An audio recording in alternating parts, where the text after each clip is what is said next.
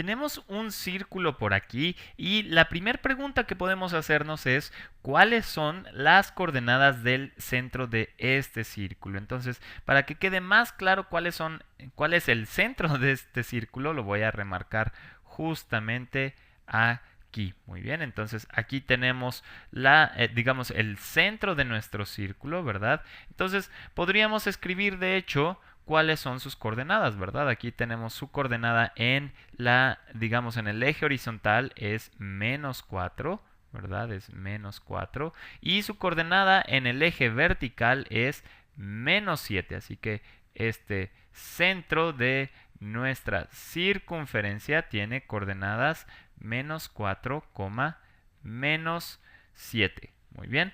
Entonces, digamos también que alguien nos garantiza que hay un punto que se encuentra sobre la circunferencia y ese punto, digamos, es este que tenemos aquí. Quizás voy a hacerlo con otro color más claro. Okay. Digamos, este punto que tenemos aquí, que es el -5, -9. Entonces, el punto -5, -9 está sobre la circunferencia, sobre el círculo. Vamos a escribirlo mejor así, sobre el círculo. Muy bien, ahí lo tenemos. Entonces, con base en esto, la pregunta ahora es, ¿podríamos calcular el radio de esta circunferencia? Y pues en realidad recordemos que el radio es la distancia entre el centro y cualquier punto de esta circunferencia, ¿verdad? En particular este que alguien nos garantizó que está sobre el círculo, ¿verdad? De hecho, recordemos cuál es la definición de círculo y en realidad es el conjunto de todos esos puntos que distan lo mismo de un punto fijo, que en este caso es el centro, ¿verdad? Entonces, técnicamente lo único que tenemos que hacer es calcular la distancia de este punto a este otro punto. Muy bien, entonces esta es la distancia que queremos calcular y que vamos a llamar D.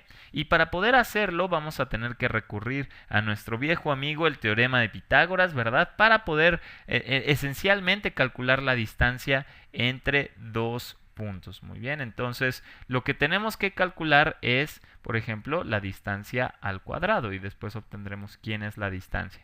Entonces, para calcular esta distancia podemos construir un triángulo rectángulo, ¿verdad? Que esencialmente será de la siguiente forma. Vamos a tener un cambio en X. Aquí va a estar nuestro cambio en X. Y vamos a tener una altura.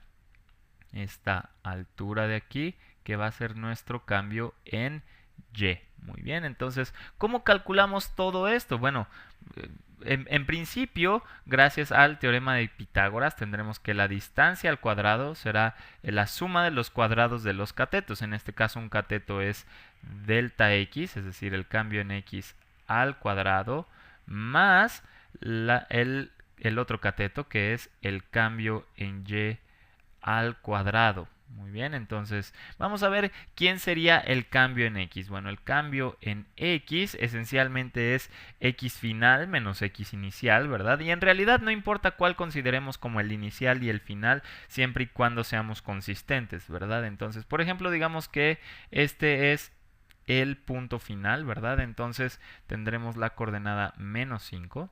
Tendremos -5, será x final, menos el x inicial, que es -4, ¿verdad? Entonces, -5 menos -4 es -5 más 4 y eso es -1. Y tiene sentido, ¿verdad? Nos estamos moviendo 1, pero hacia atrás, ¿verdad? Entonces, ahí tenemos quién es nuestro cambio en x.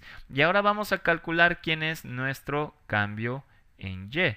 Y otra vez será nuestra y final, que será -9, menos la y inicial, que es -7. Entonces tenemos -9 menos -7 es lo mismo que -9 más 7, y eso es -2. Muy bien, entonces nuestro cambio en y es -2.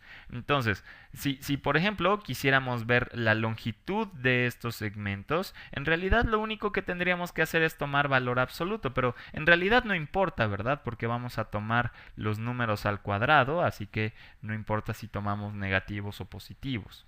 Así que vamos ahora a sustituir. Tendremos que la distancia al cuadrado será el cambio en x al cuadrado, que ya lo tenemos, que es menos 1 al cuadrado, y eso es 1.